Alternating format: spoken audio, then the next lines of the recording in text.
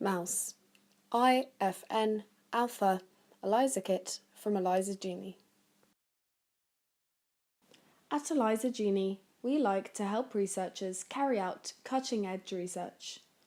Therefore, we have developed our range of pre-coated ELISA kits. These kits are fast, reproducible and reliable.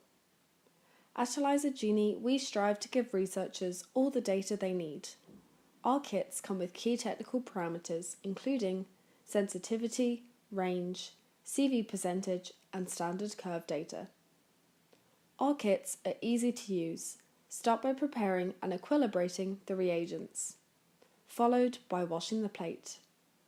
Once washed, add your standards and samples including blank and incubate. Following incubation, you'll need to wash the plate. Once plates are washed, add the biotin detection working solution, followed by an incubation. Again, wash the plate, followed by the addition of Assay working solution and incubate. Again, another round of washing the plate. Following wash steps, add TMB substrate and incubate for 15 to 30 minutes. Once colour has developed, add stop solution. You can now read and analyse your results. You can find out more at elisagenie.com and search for the product code. If you have any questions, please do not hesitate to contact us. Good luck with your research.